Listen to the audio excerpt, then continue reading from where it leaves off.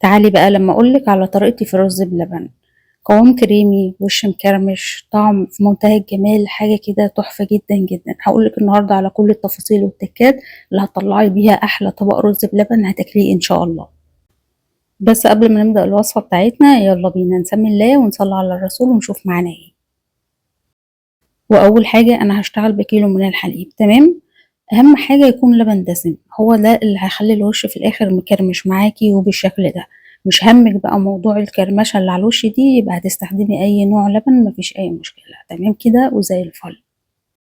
بياخد قد ايه من الرز؟ بياخد نص كوباية بالظبط من الرز، أو المج بتاع الشاي. لو حتى عايزة تشتغلي بالميزان هيبقى 100 جرام من الرز، متزوديش عن كده.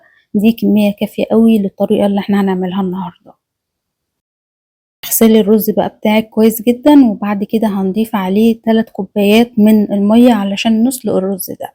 فانا كنت بصراحة بستخدم المية على طول، اول مرة ان انا استخدم حليب، ولما استخدمت كوباية من الحليب استخدمت حليب معلب، مستخدمتش الحليب الدسم، لان كتر الدسامة في اللبن ممكن ما يخليش الوش يكرمش معانا.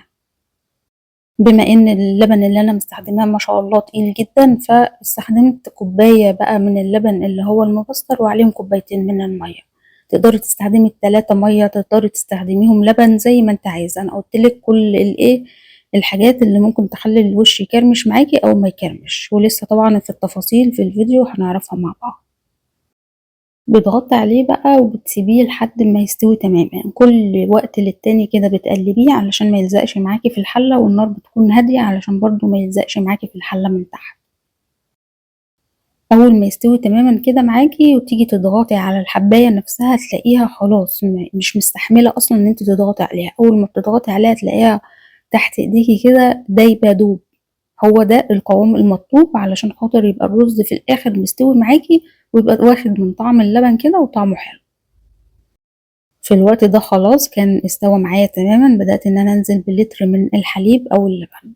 يبقى احنا كده اتفقنا اول حاجة هتسلقيه في 3 كوبايات من المية. عايزة تعملي خليط ما بين المية واللبن زي ما انا عملت يبقى تمام، بس تخلي نسبة المية اكتر من اللبن. حطينا اللبن في الحلة، هنقلب بقى بالمضرب كده او بأي معلقة. لازم تقلبي علشان خاطر الرز بقى يتشرب كده مع اللبن. وهنضيف عليه كوباية من السكر، والسكر هنا بيكون حسب الرغبة. يعني انا حاطة كوباية كاملة اللي هي 200 جرام. خلي بقى ايدك فيه كده وقلبي بالمضرب دقيقة 2، وارجعي له تاني قلبي فيه علشان خاطر ما يلزقش برضو معانا من تحت، تمام. على ما يغلي بقى كام غلوة كده هنحضر الحاجات اللي احنا هنحطها عليه، اللي هي هتكون عبارة عن نص كوباية من اللبن، وبرضو مستخدماه لبن معلب. هتستخدمي يبقى تستخدمي مية. اسمعي كلامي لان انا عاملاه كذا مرة على القناة، وكان مديني نتيجة الكرمشة بتاعته احسن من كده بكتير. نص كوباية الحليب او نص كوباية المية دي هنحط عليهم معلقتين كبار مليانين من النشا، عليهم معلقة من كريم شانتيه اللي هو الخام. ما عندكيش كريم شانتيه يبقى استخدمي نشا بس مفيش مشكلة. هنقلبهم مع بعض كويس كده لحد ما يدوبوا مع بعض كويس جدا، ونرجع للبن. قلبي فيه بقى من فوق لتحت كده حوالي ربع ساعة على نار هادية خالص، يعني نار تكون شامعة كده، تمام. حوالي ربع ساعة، وبعد كده بنبدأ ان احنا نضيف الخليط اللي احنا عملناه اللي هو اللبن بالنشا او المية بالنشا. وانتي بتضيفي الخليط ده لازم تضيفيه واحدة واحدة، يعني حاجة بسيطة بحاجة بسيطة علشان الخليط ده ما يقفش معاكي او يكلبش معاكي بمعنى اصح. لان فيه نشا فمش عايزينه ان هو يستوي بسرعة، لا احنا عايزينه يستوي على مهل خالص، فبنضيف واحدة واحدة كده، وايدك التانية بتكون بتقلب في الرز لحد ما بنضيف الكمية كلها اللي احنا عاملينها، تمام. بعد ما بتضيفي بقى يكون ايدك فيه على نار هادية برضو زي ما احنا، ما تعليش النار خالص، على نار هادية، وبتفضلي ان انت تقلبي فيه سواء بقى بمعلقة او بمضرب. المهم ان انت تقلبي فيه كويس علشان خاطر يوصل للقوام اللي احنا عايزينه. في الوقت ده واحنا بنسوي، لو حابة الرز بتاعك يكون من على الوش كده مكرمش زي ما انا عاملاه، ما بياخدش سوا كتير، يعني يا دوبك بيوصل لقوام خفيف كده، ما تقليهوش. لكن لو حابة ان هو يكون رز بلبن عادي خالص هتقلي فيه لحد ما يوصل للقوام اللي انت محتاجاه. لكن علشان انا بحبه مكرمش كده من على الوش، فبسيب فيه كمية لبن، علشان كمية اللبن اللي انا سايباها دي هي اللي هتعمل لنا الوش في الاخر، وهيبقى مكرمش او مكشكش معانا. النار على طول بنزل بباكت من الفانيليا، وممكن تستخدمي ماء ورد او ماء زهر زي ما تحبي، الطعم اللي انت بتحبيه هتحطيه. تمام تمام وزي الفل. واحنا بقى بنحط في الاطباق بتاعتنا، تقلبي الرز من تحت لفوق، لازم تقلبيه من تحت لفوق كده علشان كل الاطباق يكون متساويه معاكي، او فيها رز مع حليب، ما يكونش مثلا طبق فيه رز بس وطبق فيه حليب، فبتوسطني ايديكي كده بالكبشه كده، بتلفيها في قلب الحله وبتاخدي. تمام.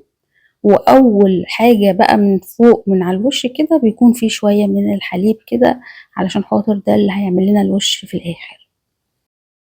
والله هسيب لك كل المكونات اللي انا استخدمتها النهارده، وهقول لك ازاي برضو في صندوق الوصف، لو حابه تستخدميه حليب ولو حابه تستخدمي ميه. تمام، كل ده هكتبه لك ان شاء الله في صندوق الوصف.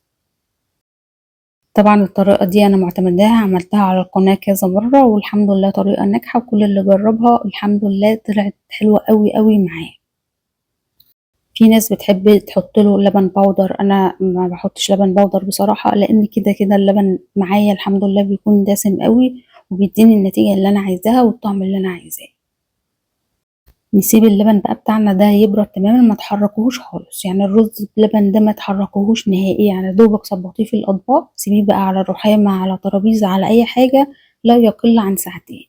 اول ما تحطي ايدك عليه كده تحس ان هو طالع من التلاجة، ما فيهوش ريحه ان هو دافي حتى. تمام، علشان ده اللي هيكرمش لك الوش في الاخر برضه، وهيديكي نتيجه حلوه.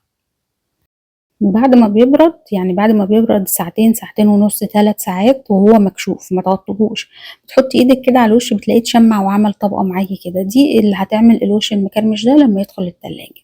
بنغطيه على طول وبندخله التلاجة، وبيكون تاني يوم الصبح، يعني انت لو حطاه بالليل تاني يوم الصبح بيكون بالشكل اللي حضرتك شايفاه ده، حاجة كده في منتهى الجمال، شكل وطعم وكل حاجة حلوة فيه ما شاء الله. اتمنى من كل قلبي ان انتوا تجربوا الوصفه بتاعتي النهارده، وبالف هنا وشفا مقدما ان شاء الله للي هيجربها، وربنا يحسن ما بين ايديكم يا رب. بس عايزه اقول لك هنا، لو اول مره بتشوفيني لايك وشير واشتراك في القناه علشان يوصلك كل جديد، وما تنسيش اللايك للفيديو. ولو جربت الرز باللبن بالطريقه اللي احنا عاملينها بتاعت النهارده دي قبل كده، يا ريت تسيبي كومنت. يبقى اهم حاجه عندي في الموضوع ان اللبن بتاعك يكون دسم جدا جدا علشان يديكي نتيجه كويسه.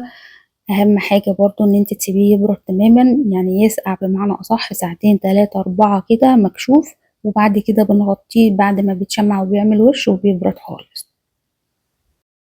حطه بقى في التلاجة، وتاني يوم بيكون بالشكل ده. مش حابة وشه يكون مكرمش كده، تقلي الخليط عن كده شوية، وبعد كده اعملي نفس الخطوات وحطي على وشه اي مكسرات، وهيكون برضو طعمه حلو. ولو عايزاه سادة سيبيه سادة.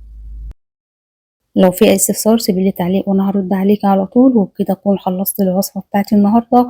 اشوفكم ان شاء الله في وصفة جديدة على الف خير. السلام عليكم ورحمة الله وبركاته.